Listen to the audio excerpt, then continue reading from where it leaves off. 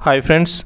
आज मैं आपसे डिस्कस करूंगा राजस्थान करंट अफेयर्स के क्वेश्चंस जो कि बहुत ही ज़्यादा इंपॉर्टेंट है आपकी अपकमिंग एग्जामिनेशंस के लिए, चाहे आप रीट की तैयारी कर रहे हो, आरवीएनएल की तैयारी कर रहे हो, या आप पटवार की या आरएएस प्री किसी भी एग्जाम की प्रिपरेशन कर रहे हो। राजस्थान करंट अफेयर्स बहुत इंपॉर्टेंट है, तो मैं लास्ट 6 मंथ के करंट अफेयर्स बहुत अच्छे तरीके से इसमें आपको कवर करवा दूंगा। तो चलिए स्टार्ट करते हैं विद द फर्स्ट क्वेश्चन। पहला क्वेश्चन है, भारत में पशु गणना कितने वर्ष के अंतराल में की जाती है? तो भारत में पशु गणना 5 वर्ष के अंतराल में की जाती है। दूसरे प्रश्न पे हम आते हैं, प्रधानमंत्री फसल बीमा योजना 2016 के अंतर्गत खरीफ तथा रबी की फसलों पर देय प्रीमियम राशि है। तो हमेशा याद रखना, जो खरीफ है ना उस पर जो प्रीमियम मिलती है वो मिलती है 2%, और जो रबी की फसल है उन पे देय प्रीमियम है 1.5। तो इसका सही उत्तर हो जाएगा आपका 2% एंड 1.5%, सेकेंड आंसर हो जाएगा इसका। थर्ड क्वेश्चन पे हम आते हैं, सरकार द्वारा प्रशासन में लोगों की अधिक से अधिक सहभागिता सुनिश्चित करने हेतु सूचना एवं संचार प्रौद्योगिकी ICT के प्रयोग को क्या बोलते हैं? तो अगर गवर्नमेंट को ये चाहिए कि जो जनता है वो ज़्यादा से ज़्यादा ई कॉमर्स जैसे प्रोडक्ट है या फिर ऐसे ही जैसे ऐप्स है जो गवर्नमेंट लॉन्च करती है उनका यूज़ करे, तो उस चीज़ को हम क्या बोलते हैं? तो उसको बोलते हैं ई प्रशासन। ठीक है, ई प्रशासन। ई यहाँ पे इलेक्ट्रॉनिक, ई का मतलब होता है इलेक्ट्रॉनिक। ठीक है, तो जैसे एक और आपने वर्ड सुना होगा ई कॉमर्स। ई कॉमर्स का मतलब होता है वह बिजनेस जो इंटरनेट पे किया जाता हो। ठीक है, जो कंप्यूटर के माध्यम से इंटरनेट के द्वारा किया जाता है उसको ई बिजनेस बोलते हैं। वैसे ई प्रशासन होता है ऐसा प्रशासन जिसमें आप इंटरनेट का यूज़ करो, जिसमें आप करंट टेक्नोलॉजी का, इंफॉर्मेशन टेक्नोलॉजी, सूचना और संचार प्रौद्योगिकी का यूज़ करते हो, उसको ई प्रशासन बोलते हैं। ठीक है, तो ये याद रखना, काफ़ी इंपॉर्टेंट क्वेश्चन है। नेक्स्ट क्वेश्चन पे आते हैं, आजीविका पर एक मिशन की स्थापना करने वाला भारत का पहला राज्य, तो वो था राजस्थान। ठीक है, आजीविका पे जो पहला मिशन लॉन्च किया था वो भारत के राज्य राजस्थान ने लॉन्च किया था। नेक्स्ट क्वेश्चन पे आते हैं, आर्थिक समीक्षा। ठीक है, 2020-21 के अनुसार 2019-20 में स्थिर, देखिए एक तो एक कीमतें होती हैं, जैसे 2011-12 को बेस मान लिया, या फिर पहले 1999 या 2000 उसको बेस मान के जो है कीमतों पर आपका जो GDP निकाला जाता था। ठीक है, सकल राज्य घरेलू उत्पाद। ठीक है, एक GDP होता है, एक तो नेशनल मतलब राष्ट्र का निकलता है जैसे भारत का निकलता है, एक आपका राज्य का भी निकलता है। तो वहाँ पे आप जो है इससे क्या निकालते हो? इससे ग्रोथ निकालते हो। तो ग्रोथ, जैसे अभी इंडिया की ग्रोथ कोरोना में नेगेटिव हो गई थी, अभी जो राजस्थान की ग्रोथ चल रही है वो चल रही है 2019-20 की बात कर रहा हूँ, राजस्थान की ग्रोथ चल रही है 5.03। ये याद रखना, बहुत इंपॉर्टेंट क्वेश्चन है। लेकिन आपको हमेशा याद रखना है कि किस ईयर की बात हो रही है। तो यहाँ पे ईयर जो है ना 2019-20 दिया हुआ है। ठीक है, तो ये याद रखना, 2020-21 में अलग हो जाएगी, 2022-23 में अलग होगी, तो उसका आप ध्यान रखना ईयर कौन सा दिया हुआ है एग्जाम में। आपको ज़्यादातर 1 साल पहले की पूछी जाएगी, क्योंकि ये मतलब जो रीसेंट ईयर है वो कंप्लीट नहीं हुआ, और रीसेंट ईयर जब तक कंप्लीट नहीं होगा हम इसको कैलकुलेट नहीं कर सकते। तो ये इसलिए लास्ट ईयर की दे रखी है यहाँ पे। ठीक है, तो आपको लास्ट ईयर वाले याद रखने 5.03। चलिए नेक्स्ट क्वेश्चन पे चलते हैं, आर्थिक समीक्षा 2020-21 के अनुसार स्थिर कीमतों 2011-12 पर राजस्थान की 2019-20 में प्रति व्यक्ति आई थी, तो ये हमारी थी 78,390। ठीक है, अगर आप 2020-21 की देखोगे तो आपको वहाँ पे अलग मिलेगी। ठीक है, तो ये चीज़ आप रखेंगे। आर्थिक समीक्षा यानी इकोनॉमिक समरी। ठीक है, इकोनॉमिक समरी आप देख लेना, राजस्थान सरकार की वेबसाइट पे फ्री में उपलब्ध होती है, आप वहाँ से डाउनलोड करके इसको पढ़ सकते हैं। वहाँ से आपको आइडिया लग जाएगा ये जितना भी डेटा है ये वहीं से उठाया गया है। तो वहाँ कॉलम बने हुए हैं कि 2019-20 में इतनी है, और 2020-21 के कॉलम में स्टार बना हुआ होगा। स्टार इसलिए बना हुआ है क्योंकि वो साल पूरा नहीं हुआ है, इसलिए वहाँ पे स्टार बना रखा है, क्योंकि वो डेटा चेंज होगा। ठीक है, 2019-20 का ये स्टेबल डेटा है, ये हो चुका काम, ये कंप्लीट हो चुका ईयर, तो इन्होंने इसका जो डेटा है वो निकाल के शो कर दिया। लेकिन अभी रिसेंट ईयर चल रहा है वो कंप्लीट नहीं हुआ है, इसलिए उसका डेटा स्टार मार्क करके वहाँ पे दे रखा है। तो आप चाहो तो आर्थिक समीक्षा पढ़ सकते हो राजस्थान गवर्नमेंट की वेबसाइट पे जाके। चलिए नेक्स्ट क्वेश्चन पे चलते हैं, आर्थिक समीक्षा 2020-21 के अनुसार राज्य में वर्ष 2019-20 में कुल खाद्यान्न का उत्पादन हुआ तो 265.81 लाख टन। ठीक है, लाख टन का उत्पादन हुआ, तो दूसरा इसमें ऑप्शन सही रहेगा। ठीक है, अब हम आते हैं नेक्स्ट क्वेश्चन पे, आर्थिक समीक्षा 2020-21 के अनुसार प्रचलित कीमतों पर 2019-20 में राज्य में सकल स्थायी पूंजी निर्माण रहा। तो आपका सकल स्थायी पूंजी निर्माण है ये। ठीक है, ये लाख रुपीज़ में, तो आप इसको क्या लिख सकते हो? इसको लिख सकते हो 2716.96 करोड़। ठीक है, इसको ऐसे भी लिख सकते हो आप, इसको क्या लिख सकते हो? ये लाख में है तो आप इसको करोड़ में चेंज कर सकते हो, 2716.96 करोड़। ठीक है, ये भी आप इसको लिख सकते हो। चलिए नेक्स्ट क्वेश्चन पे चलते हैं। हाँ, अब जो भी बच्चे विद्युत विभाग की तैयारी कर रहे हैं उनको विद्युत जो राजस्थान में ऊर्जा की स्थिति उससे रिलेटेड सारे क्वेश्चंस अच्छे से करने हैं प्रिपेयर। जैसे आप सबसे पहले आपको क्या पता होना चाहिए कि हमारी राजस्थान की कैपेसिटी कितनी है, कि हम कितनी ऊर्जा स्थापित कर सकते, कितनी ऊर्जा उत्पन्न कर सकते हैं हमारे, चाहे आप सोलर पैनल्स की बात, सोलर ऊर्जा की बात करो, चाहे आप जियोथर्मल एनर्जी की बात करो, चाहे आप विंड एनर्जी की बात करो, चाहे आप कोयले से जो ऊर्जा का उत्पादन होता है थर्मल एनर्जी उसकी बात करो, तो ये सारी मिला के हम कितनी ऊर्जा उत्पादित कर सकते हैं। तो देखिए 2019-20 में राजस्थान की क्षमता थी 21,176 मेगावाट की, लेकिन अगर अभी आप जो आर्थिक समीक्षा पढ़ोगे ना तो उसमें स्टार मार्क करके 2020-21 का डेटा भी दिया गया है और वो है 21,835। तो अगर आपको परीक्षा में 21,000 मतलब ये ऑप्शन आता है और ईयर ये दे रखा हो तो आपको ये ऑप्शन लगाना है, लेकिन अगर आपको 2019-20 दे रखा हो तो आपको यही ऑप्शन लगाना है। ज़्यादा चांस इसके हैं कि आपको 2019-20 ही देंगे, क्योंकि ये साल अभी कंप्लीट नहीं हुआ है, तो ये साल अभी जब तक कंप्लीट नहीं होगा तब तक प्रॉपर डेटा नहीं आ पाएगा, तो इसलिए आपका अभी के लिए सही उत्तर हो जाएगा। और ये जो है ना इसके आगे आप लगा लेना मेगावाट, ठीक है, ऊर्जा हमेशा मेगावाट में नापते हैं हम, तो मेगावाट यहाँ पे ऊर्जा रही है हमारी 21,176 मेगावाट ऊर्जा क्षमता है हमारे राजस्थान की, ठीक है। नेक्स्ट क्वेश्चन पे चलते हैं। आर्थिक समीक्षा 2020-21 के अनुसार स्थिर वर्ष 2011-12 में कीमतों पर वर्ष 2019-20 सकल राज्य मूल्य वर्धन में कृषि उद्योग और सेवा क्षेत्र का योगदान कितना रहा। बेसिकली पूछना चाहते हैं कि आपका जो आईटी सेक्टर था, आपका जो एग्रीकल्चर सेक्टर है और आपका जो इंफ्रास्ट्रक्चर सेक्टर है, ठीक है, उद्योग क्षेत्र, उसमें किसमें सबसे ज़्यादा जो है आपका योगदान रहा है, ठीक है, तो उसके बारे में पूछना चाहते हैं। तो देखते हैं इसके ऑप्शंस क्या क्या हैं। तो यहाँ पे आपको ऑप्शन दिख रहे हैं, एक तो है 26.42, 33.17, तो ये 1 2 3 4 4 ऑप्शन दे रखे हैं, तो इसमें जो सही उत्तर होगा वो आपका होगा ऑप्शन नंबर 4। लेकिन अगर आप रीसेंट देखें, रीसेंट अगर डेटा देखें तो वो ये है, ठीक है, तो अगर आप रीसेंट डेटा की कोई बात करें तो आपको ये उत्तर लगाना है 26.80, 26.03 और 47.17, ठीक है, ये हमारा रीसेंट डेटा है। लेकिन अगर आपको ऑप्शन में ये डेटा दे रखा हो तो आपको इसी को सही लगाना है, ठीक है, तो 4th आपका सही उत्तर हो जाएगा। जो आपका एग्रीकल्चर है उसका जो योगदान है 26.73% रहा है, जो आपके उद्योग वगैरह उसका योगदान है 28.57 और जो आपका आईटी सेक्टर है वो 4.70 इसका योगदान रहा है। चलिए नेक्स्ट क्वेश्चन पे चलते हैं। राज्य के उपभोक्ता मूल्य सूचकांक माह सितंबर 2020 से किस आधार वर्ष पर जारी किए जा रहे हैं, ठीक है, तो ये 2016 जो है आपके ये आपको आधार वर्ष यहाँ पे माना गया है, तो आपका जो ऑप्शन हो जाएगा 2016, ठीक है, फर्स्ट ऑप्शन हो जाएगा। नेक्स्ट क्वेश्चन हम देखते हैं। राज्य में सामान्य उपभोक्ता मूल्य सूचकांक जयपुर, अजमेर व भीलवाड़ा केंद्र के आधार पर जारी किए जाते हैं। वर्तमान में अजमेर केंद्र के स्थान पर किस शहर को शामिल किया गया है, ठीक है, तो अजमेर के स्थान पर यहाँ पे अलवर को शामिल किया गया, याद रखिएगा, ये बहुत इंपॉर्टेंट क्वेश्चन है। चलिए अब आयुष्मान भारत स्कीम की बात कर लेते हैं राजस्थान के संदर्भ में। तो देखिए क्या बोला गया है, आयुष्मान भारत महात्मा गांधी राजस्थान स्वास्थ्य बीमा योजना का नवीन चरण दिनांक 30 जनवरी 2021 से प्रारंभ किया गया। इस नवीन चरण में पात्र लाभार्थियों का बीमा कवर 3.30 लाख से बढ़ाकर कितना कर दिया गया है, तो ये जो बीमा कवर है आपको कर दिया गया 5 लाख कर दिया गया, ठीक है। नेक्स्ट क्वेश्चन पे चलते हैं। वर्ष 2020-21 में राजस्थान की स्थिर मूल्य 2011-12 पर प्रति व्यक्ति आय लगभग कितनी रही है, तो ये प्रति व्यक्ति आय आपकी इतनी रही है। देखिए ये 2011-12 पर मान के चल रहे हैं, ठीक है, लेकिन अगर आप प्रचलित कीमत मानोगे, ये 2012-11 के बेस पे हम निकाल रहे हैं, लेकिन अगर आप 2020-21 में प्रचलित कीमतों पर प्रति व्यक्ति आय देखेंगे तो वो रहेगी 1,09,386 रुपये। तो ये आप याद रखिएगा, दोनों आपको याद रखने हैं। अगर बेस ईयर 2011-12 मान के चल रहा हूँ तो यहाँ पे प्रति व्यक्ति आय कितनी हो जाएगी, प्रति व्यक्ति आय मेरी हो जाएगी 72,297 रुपये, ठीक है, 72,297 रुपये प्रति व्यक्ति आय हो जाएगी यहाँ पे, अगर मैं बेस ईयर 2011-12 मान के चल रहा हूँ, ठीक है।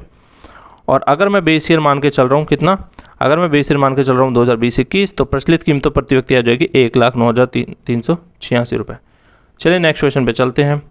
आर्थिक सर्वे 2020-21 के अनुसार राजस्थान में सकल घरेलू उत्पाद स्थिर कीमतों 2011-12 पर कितना है, तो यहाँ पे ऑप्शन जो आपका एक है वो पूरा सही उत्तर होगा 6,43,222 करोड़ रुपए, ठीक है। तो राजस्थान का जो सकल घरेलू उत्पाद है वो 6,43,222 करोड़ रुपए है, ये याद रखिएगा। और प्रचलित कीमतों पर कितना है ये भी आप याद रखना, 9,57,912 करोड़। नेक्स्ट क्वेश्चन पे चलते हैं। 2020-21 में राजस्थान में कृषि का 2011-12 कीमतों पर राज्य के शुद्ध घरेलू उत्पाद NSDP में कितना प्रतिशत योगदान रहा है, तो ये कितना प्रतिशत हिस्सा रहा है, तो ये रहा है 25.29% हिस्सा रहा है, ठीक है। और यहाँ पे देख लेना अगर रीसेंट डेटा पूछे आपको 2021 के आधार पे पूछे तो उद्योग है 28.15 और सेवाएं हैं 42.40। ठीक है, नेक्स्ट क्वेश्चन पे चलते हैं आप। निम्न में से कौन सा कथन सत्य है? तो पहला कथन क्या है? राज्य में वर्तमान में जीएसडीपी में सर्वाधिक योगदान कृषि क्षेत्र का है। सेकंड ऑप्शन आपका, जीएसडीपी में सेवा क्षेत्र का योगदान राज्य में लगातार बढ़ रहा है। ठीक है, तो ये ऑप्शन तो देखो बिल्कुल सही होगा। आपको पता है कि आईटी सेक्टर राजस्थान में काफ़ी तेज़ी से ग्रो कर रहा है, तो सेकंड ऑप्शन तो आपका सही होगा 100%। तीसरा ऑप्शन क्या है? 2019-20 के सर्वे के अनुसार राज्य में सेवा क्षेत्र का योगदान 42.40% है। तो इसमें जो आपका सही उत्तर हो जाएगा वो हो जाएगा सेकंड और थर्ड दोनों सही है। मतलब सेवा क्षेत्र का योगदान लगातार बढ़ भी रहा है और जो सेवा क्षेत्र का योगदान है उसका रेशियो कितना है? 42.40% है। ठीक है, चलिए नेक्स्ट क्वेश्चन पे चलते हैं। इकोनॉमिक सर्वे 2021 के अनुसार राजस्थान में आर्थिक वृद्धि दर कितनी रही है? तो 2020-21 के इकोनॉमिक सर्वे के अनुसार राज्य में आर्थिक वृद्धि दर कितनी रही है? तो वो रही है -6.61%। ठीक है, और वो क्यों हुई है? वो इसलिए, आपको पता है कि कोरोना की वजह से जो है भारत की भी जो इकोनॉमिक ग्रोथ है वो नेगेटिव में चली गई थी, तो राजस्थान की भी चली गई थी। तो इसलिए यहाँ पे जो इसका सही उत्तर हो जाएगा वो हो जाएगा 6.61%। तो इसका फोर्थ वाला ऑप्शन सही उत्तर हो जाएगा। ओके, नेक्स्ट क्वेश्चन पे चलते हैं। ठीक है, नेक्स्ट क्वेश्चन है, राज्य में वर्तमान में औद्योगिक उत्पादन सूचकांक है। ठीक है, तो ये पूछना चाह रहे हैं इसमें कि जो औद्योगिक उत्पादन सूचकांक है उसका बेस ईयर क्या है हमारा? ठीक है, तो हमारा उसका बेस ईयर हमारा 2011-2012। ठीक है, नेक्स्ट क्वेश्चन, राज्य में निम्न में से किस जिले में राज्य में निम्नलिखित में से किस जिले में से औद्योगिक श्रमिकों के लिए उपभोक्ता मूल्य सूचकांक का चयन नहीं किया जाता है? तो यहाँ पे जो सही उत्तर हो जाएगा वो जगह उदयपुर से यहाँ पे नहीं किया जाता है इनका श्रमिकों का चयन। ठीक है, नेक्स्ट क्वेश्चन पे आते हैं हम। आर्थिक सर्वेक्षण 2020-21 के अनुसार राज्य में कुल खाद्यान्न उत्पादन कितने, मतलब उसका अनुमान कितना है? अप्रॉक्सीमेट कितना खाद्यान्न उत्पादन हमारे होता है? तो यहाँ पे जो हमारा खाद्यान्न उत्पादन है, अगर आप 2019-20 का डेटा देखोगे तो 265.81, लेकिन 2020-21 में बढ़ चुका है 2% से, और वो हमारा 2.08% से बढ़ चुका है, और हमारा जो अब टोटल खाद्यान्न उत्पादन है वो हो चुका है 271.33। तो फोर्थ वाला ऑप्शन सही उत्तर रहेगा इसका। नेक्स्ट क्वेश्चन पे चलते हैं। राजस्थान में थोक भाव सूचकांक, इसको फुल फॉर्म होती है होलसेल प्राइस इंडेक्स। ठीक है, होलसेल प्राइस इंडेक्स याद रखना इसकी। थोक भाव सूचकांक होलसेल प्राइस इंडेक्स का आधार वर्ष है। तो देखिए आधार वर्ष आपको सभी के याद रखने हैं, चाहे WPI हो, चाहे आपका GDP हो, चाहे आपका राजस्थान में किसी भी ग्रोथ के पैरामीटर को मापा जा रहा हो तो उसमें उसका बेस ईयर वो आपको पता होना चाहिए।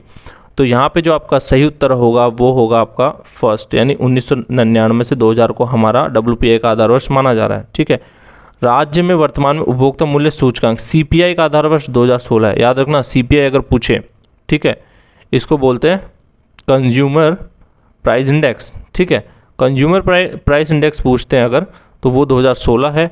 होलसेल प्राइस इंडेक्स पूछते हैं तो उसका जो है बेस ईयर है आपका है 1999 से 2000। ठीक है, तो यहाँ पे CPI में 2016, WPI में 1999 से 2000, इस चीज़ को आप अच्छे से याद रखना। लास्ट यहाँ पे नेक्स्ट क्वेश्चन है, आर्थिक सर्वे 2020-21 की कौन सी व्याख्या सत्य है? राज्य में प्रति व्यक्ति आय 2011-12 81,000 ये है। वर्ष 2020-21 में कुल खाद्यान्न का उत्पादन 271.33 लाख टन है। ठीक है, थर्ड ऑप्शन है, प्रचलित कीमतों पर राज्य की प्रति व्यक्ति आय 1,09,386 रुपये। अब इसमें से आपको ऑप्शन बताना, तो तीनों सही है। ये हम तीनों इंडिविजुअली पढ़ भी चुके हैं अभी, हमने अभी देखा प्रति व्यक्ति आय। अगर आप रिसेंट ईयर 2021 2022 मतलब जो वर्तमान की प्रचलित कीमत है उसके आधार पर अगर आप प्रति व्यक्ति आय निकालोगे तो 1,09,386 है। ठीक है, तो ये चीज़ आपको याद रखनी है। अदरवाइज कितनी थी? 72,000 के आस अप्रॉक्स 72,000 थी। राज्य में ऊर्जा की अधिष्ठापित क्षमता दिसंबर 2020 तक कितने मेगावाट थी? ठीक है, दिसंबर 2020 तक कितने मेगावाट थी?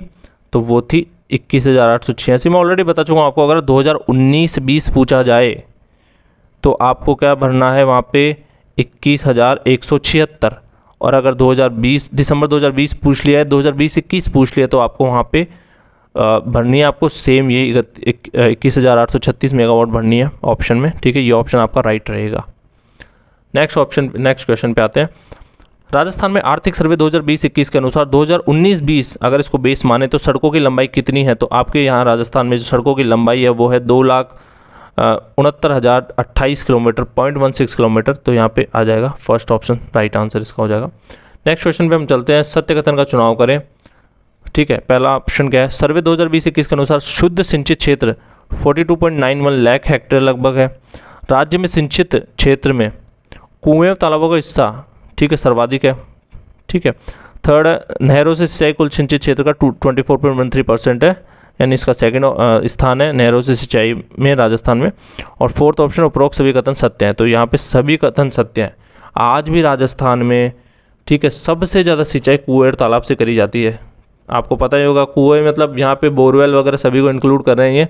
जो आप बोरवेल वगैरह लगाते हो वो कुएं के अंदर से लगाते हो, ठीक है।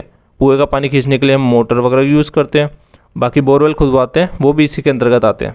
तो आप याद रखिएगा, राजस्थान में कुएं और तालाबों से सबसे ज़्यादा सिंचाई होती है। कितनी होती है? 73.52%। ऐसा क्वेश्चन भी बन सकता है डायरेक्टली कि बताइए कुएं तालाब से कितनी होती है, और राजस्थान में शुद्ध सिंचित क्षेत्र कितना है ये भी पूछा जा सकता है, और ये पूछा जा सकता है कि नहरों से कितनी सिंचाई होती है, 24.13%। तो तीनों आपको याद रखने ऑप्शन अच्छे से, ठीक है। चलिए नेक्स्ट क्वेश्चन पे चलते हैं। उद्योगों के प्रति व्यक्ति शुद्ध मूल्य संवर्धन NVA, ठीक है, वर्ष 2014-15 के अनुसार कितना है? तो यहाँ पे इसका सही उत्तर हो जाएगा 4,557 रुपये, ठीक है। जो आपका NVA वो 4,557 रुपये। डायरेक्ट रख लीजिए, अभी आपको कुछ इसकी डेफिनेशन वगैरह कुछ नहीं पढ़नी, ये सब नहीं आता, डायरेक्ट क्वेश्चन पूछेगा आपसे। अगर आप RVNL की तैयारी कर रहे हो विद्युत विभाग की, तो डायरेक्ट क्वेश्चन पूछेगा NVA कितना है, तो आपको सीधा यहाँ पे उत्तर लिखना है। अब आते हैं हम नेक्स्ट क्वेश्चन पे। इकोनॉमिक सर्वे 2020-21 के अनुसार राज्य में प्रति व्यक्ति बैंक जमा कितनी है?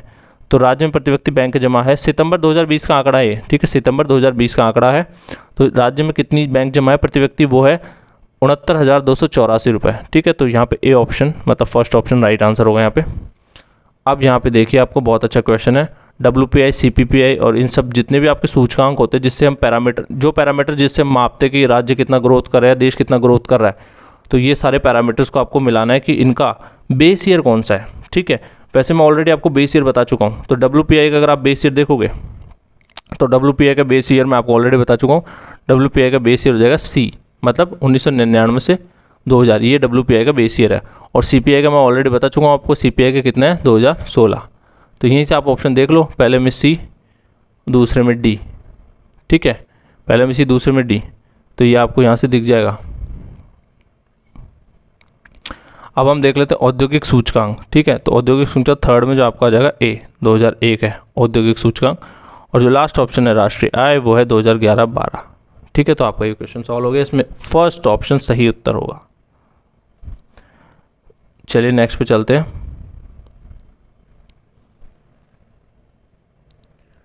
नेक्स्ट आपका है निम्न में से CPI यानी उपभोक्ता मूल्य सूचकांक से संबंधित असत्य कथन का चयन करो, ठीक है। तो पहला कथन क्या है? इसमें वस्तुएं सेवाओं दोनों को शामिल किया जाता है। दूसरा, थोक मूल्य में होने वाले परिवर्तनों का माप है। तीसरा, राज्य में जयपुर, अलवर, भीलवाड़ा केंद्रों द्वारा सूचकांक तैयार किए जाते हैं। और जो आपका लास्ट ऑप्शन है फोर्थ ऑप्शन आपका D, वर्ष 2019 के दौरान CPI में बढ़ने की प्रवृत्ति रही है। तो आपका यहाँ पे जो सही उत्तर हो जाएगा, जो B ऑप्शन था आपका, थोक मूल्य में होने वाले परिवर्तनों का माप है, वो आपका यहाँ पे असत्य हो जाएगा, ठीक है। B ऑप्शन यहाँ पे असत्य है। यहाँ पे देख लेते हैं नोट, उपभोक्ता मूल्य सूचकांक केवल खुदरा वस्तुओं की कीमतों में होने वाले परिवर्तनों का माप है। राज्य में जयपुर, अलवर एवं भीलवाड़ा केंद्रों के औद्योगिक श्रमिकों के लिए उपभोक्ता मूल्य सूचकांक श्रम ब्यूरो शिमला द्वारा तैयार कर जारी किए जाते हैं। चलिए नेक्स्ट क्वेश्चन पे आते हैं। 30 क्वेश्चन मैं आपको करा चुका हूँ। मैं इस वीडियो में कोशिश करूँगा कि आपको 50 प्रश्न करा दूँ, और अगर आपकी डिमांड रहती है तो और इसमें मैं आपको प्रश्न ऐड कर दूँगा। प्रश्न नंबर 31 देख लीजिए आप। वर्ष 2020-21 में प्रचलित मूल्यों पर सकल राज्य मूल्य वर्धन में कृषि का योगदान कितना है? तो यहाँ पे आपका योगदान है 29.45%। राज्य में मुख्यमंत्री अशोक गहलोत द्वारा कृषक कल्याण कोष स्थापना की घोषणा कब की गई थी? तो 16 सितंबर 2019 को कृषक कल्याण कोष की स्थापना की घोषणा करी थी मुख्यमंत्री अशोक गहलोत जी ने। और इसके लिए आप देख लेना बजट का कितना आवंटन किया गया है, इसमें कितने पैसे लगाने की बात की गई है। तो 1000 करोड़ की घोषणा की थी। कृषक कल्याण कोष 1000 करोड़ रुपए का होगा, मतलब इसमें 1000 करोड़ रुपए आवंटित किए हैं इस योजना के लिए, कृषक कल्याण कोष के लिए। ठीक है, अब हम आते हैं नेक्स्ट क्वेश्चन पे। यहाँ पे आपको सत्य कथन यानी ट्रुथ स्टेटमेंट छाटना है, तो बताइए कौन सा सही है। पहला आपके पास ऑप्शन है 2020-21 में दलहन का उत्पादन 48.88 लाख मैट्रिक टन का अनुमान है। ठीक है। 20वीं पशुगणना 2019 के अनुसार राजस्थान में 146.23 लाख कुक्कुट है। थर्ड, राज्य जीएसडीपी में कृषि योगदान का क्षेत्र कितना है? कृषि क्षेत्र का योगदान कितना है? 34.76%। तो आपको पता है कि कृषि क्षेत्र का इतना योगदान तो रहा नहीं है अब, तो यहाँ पे ये वाला ऑप्शन तो वैसे ही गलत हो जाएगा। ठीक है, कृषि का योगदान तो 30% से कम ही रहता है आजकल, आप कहीं भी देखो। ठीक है, तो यहाँ पे क्या आंसर आ जाएगा आपका? यहाँ पे आपको उत्तर आ जाएगा तो थर्ड ऑप्शन है ए और बी, ये दोनों सही है। तो ये कृषि वाला गलत हो जाएगा और ए और बी सही हो जाएंगे। मतलब आपका जो दलहन का उत्पादन है 48.88 लाख मैट्रिक टन है, और जो आपकी 20वीं पशुगणना है उसमें कुक्कुट की संख्या है 146.23 लाख। ओके, अब हम आते हैं नेक्स्ट क्वेश्चन पे। Question number 34। नवीन पशुगणना 20वीं 2019 के अनुसार राजस्थान में कुल पशुधन की संख्या कितनी है? तो राजस्थान में इस टाइम 5,67 लाख पशु हैं, और राजस्थान पशुओं की संख्या में दूसरे स्थान पर है। राजस्थान में 5,67 लाख पशु पाए जाते हैं, 5.67 लाख। ठीक है, सॉरी 5,67 लाख। और जो अगर आप यूपी की बात करो तो यूपी में आपके पास कितने पशु हैं? यूपी में आपके 6.5 करोड़ से ज़्यादा पशु हैं। तो यूपी नंबर 1 है। यूपी में पशु भी सबसे ज़्यादा है, यूपी में इंसान भी सबसे ज़्यादा है। ये याद रखना, यूपी जनसंख्या में और पशुओं की संख्या में दोनों में सबसे ऊपर है। चलिए नेक्स्ट क्वेश्चन पे आते हैं यहाँ पे। और एक और चीज़ याद रखना, 2019 में एक और गणना की गई पशुधन गणना, उसमें राजस्थान में पशुओं की संख्या में कमी देखी गई है। राजस्थान में पशुओं की संख्या में कमी हुई है। 2007 की तुलना में पशु बढ़े हैं और 2012 की तुलना में पशु घटे हैं। तो ये चीज़ भी आप याद रखना। वर्ष 2014-15 से 2019-20 सकल राज्य मूल्य वृद्धि स्थिर कीमतों पर वार्षिक कितनी रही है? तो यहाँ पे 4.16% इसका सही उत्तर होगा। नेक्स्ट पे चलते हैं, मिलान करना है आपको। ठीक है, आर्थिक सर्वे 2020-21 है, इकोनॉमिक सर्वे जो इकोनॉमिक सर्वे है आपका वो आपको मिलाना है। उसके अंतर्गत जो डेटा है उसको हमें मैच करना है। तो उसमें बताइए राज्य में कुल वानिकी क्षेत्र के अंतर्गत कितना क्षेत्रफल है? कृषि के अलावा अन्य उपयोगी क्षेत्र, ऊसर व कृषि अयोग्य भूमि और बंजर भूमि। ठीक है, इन सब के बारे में हमें मिलान करना है। तो यहाँ पे आपको दिख रहा है, ये सारा डेटा दिख रहा है। तो अब आपको बताना है कि यहाँ पे आपको डेटा मैच करना है। तो सबसे पहले हम देख लेते हैं, जो फर्स्ट होगा राज्य में कुल वानिकी के अंतर्गत क्षेत्रफल कितना है। तो फर्स्ट का आपका जो सही उत्तर हो जाएगा वो हो जाएगा डी ऑप्शन। ठीक है, तो जो राज्य में कुल वानिकी क्षेत्र वो है 8.04%। अब दूसरा है कृषि के अलावा अन्य उपयोगी क्षेत्र, तो कृषि के अलावा अन्य उपयोगी क्षेत्र 5.78। ठीक है, थर्ड ऊसर और कृषि अयोग्य भूमि राजस्थान में कितनी है? तो थर्ड में आपका आ जाएगा 6.95%। और राजस्थान में अगर बंजर भूमि की बात करें तो वो है आपकी बी। ठीक है, 1.17%। तो ये मैंने आपको बता दिया। तो बंजर भूमि है 1.17%, ऊसर और कृषि अयोग्य क्षेत्र वो है 6.95%, जो कि बहुत ज़्यादा है। अगर आप देखोगे कृषि के अलावा अन्य उपयोगी क्षेत्र तो 5.78%। एंड राज्य में कुल क्षेत्रफल में वानिकी के अंदर कितना क्षेत्रफल आता है? वो आता है 8.04%। ठीक है, चलिए चलते हैं नेक्स्ट क्वेश्चन पे। देश में उपलब्ध कृषि भूमि का लगभग कितना भाग राजस्थान में है? तो इसमें आएगा 13.27% भाग राजस्थान में। ठीक है, नेक्स्ट क्वेश्चन, राज्य में नवीन कृषि गणना हुई है। तो राज्य में नवीन कृषि गणना हुई है 2015-16 में। नेक्स्ट क्वेश्चन पे आते हैं, राजस्थान में भारत के कुल कृषि क्षेत्रफल का लगभग कितने प्रतिशत भाग सिंचित है? तो केवल 11% भाग सिंचित है। कृषि गणना कितनी अवधि के बाद की जाती है? 5 साल में की जाती है। जी प्रश्न है। 2015-16 में महिला भूमि जोतों के क्षेत्रफल में कितनी वृद्धि हुई है? तो ये हुई है 24.44%। 2010-11 में यह क्षेत्रफल 13.30 लाख हेक्टेयर से 2015-16 में बढ़कर 16.55 लाख हेक्टेयर हो चुका है। ठीक है, तो जो महिला भूमि जो होते हैं उनमें वृद्धि हुई है। चलिए नेक्स्ट पे चलते हैं। सकल स्थायी पूंजी निर्माण में कृषि क्षेत्र का कितना योगदान है? ये काफ़ी बार आ चुका है, 4.5%। ठीक है, सकल स्थायी पूंजी निर्माण में कृषि क्षेत्र का कितना योगदान है? देखो, पूंजी निर्माण में कृषि क्षेत्र काफ़ी पीछे, इसकी वजह से कृषि क्षेत्र पिछड़ता जा रहा है हर वर्ष। और जो आईटी सेक्टर है उसमें पूंजी निर्माण बहुत ज़्यादा होता है, मतलब आप जितना पूंजी लगाते हो उससे आपको काफ़ी बेनिफिट मिलता है। इन्वेस्ट करोगे उसमें बहुत अच्छा बेनिफिट मिलेगा आपको। खेती में आप पैसे लगाओगे, इतने इन्वेस्टमेंट जितना करोगे उतना आउटपुट नहीं आता जितना इनपुट डालते हो। तो इस हिसाब से देखा जाए यहाँ पे तो आपका सकल स्थायी पूंजी निर्माण में कृषि क्षेत्र का योगदान 4.5% है। और ये अगर इसी तरह चलता रहा तो ये गिरता ही जाएगा और आईटी सेक्टर का जो योगदान है सूचना प्रौद्योगिकी का वो बढ़ता ही जाएगा। चलिए नेक्स्ट क्वेश्चन पे आते हैं। इकोनॉमिक सर्वे 2020-21 के अनुसार राज्य में वर्ष 2020-21 में पूर्वानुमान के आधार पर पिछले वर्ष की तुलना में कुल कृषि उत्पादन में कितने प्रतिशत वृद्धि हुई है? तो 2.08% वृद्धि हुई है। ये नोट आप पढ़ लेना। मैट्रिक टन कितना हुआ है 2020-21 में? कृषि उत्पादन 271.33 लाख मैट्रिक टन, और जो गत वर्ष के 265.81 लाख मैट्रिक टन से मतलब कितना परसेंट हो गया हमारा?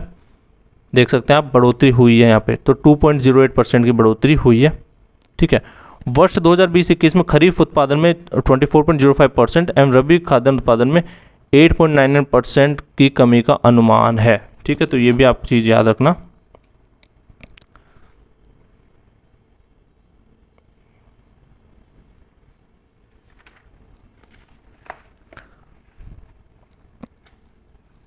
नेक्स्ट क्वेश्चन पे हम आते हैं। सत्य कथन का चयन करो। तो यहाँ पे इकोनॉमिक सर्वे 2020-21 के अनुसार हमें इसका चयन करना है, उसमें जो डेटा है उसको हमें आधार मानना है। पहला है वर्ष 2020-21 में दलहन उत्पादन में 8.74% की वृद्धि का अनुमान है। ठीक है,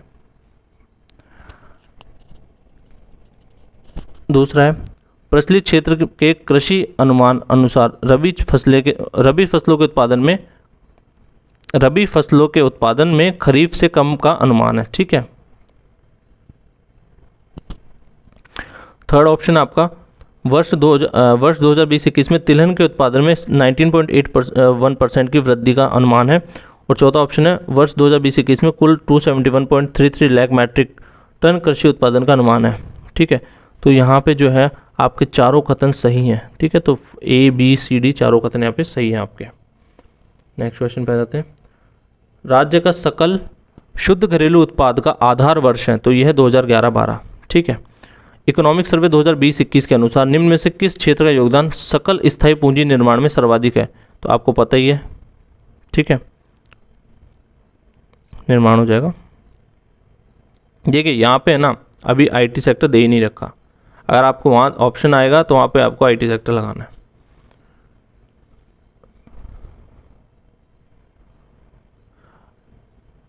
राष्ट्रीय खाद्य द्वारा मिशन में केंद्र राज्य का अनुपात कितना है?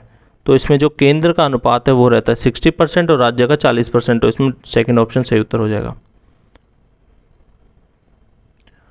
अब हम आते हैं नेक्स्ट क्वेश्चन पे। पशुगणना 2019 राज्य की कौन सी पशुगणना थी? तो ये राज्य की 20वीं पशुगणना थी। पशुगणना प्रत्येक 5 वर्ष के पश्चात होती है, आपने पढ़ लिया। और आज का हमारा 50वां प्रश्न है और ये आज का हमारा अंतिम प्रश्न होगा। वो है 20वीं पशुगणना के अनुसार राज्य में देश के कुल पशुधन का कितना प्रतिशत उपलब्ध है? ठीक है, तो राज्य में देश का 10.60% पशुधन उपलब्ध है। तो इसका सेकंड उत्तर सही ऑप्शन हो जाएगा। 10.60 इसका सही आंसर हो जाएगा। ठीक है, तो अगर आपको ऐसी नेक्स्ट वीडियो चाहिए तो अगर उसमें रिस्पॉन्स अच्छा रहेगा तो मैं इसकी नेक्स्ट वीडियो बना दूंगा। ठीक है, तो चलिए मिलते हैं नेक्स्ट वीडियो में। थैंक्स।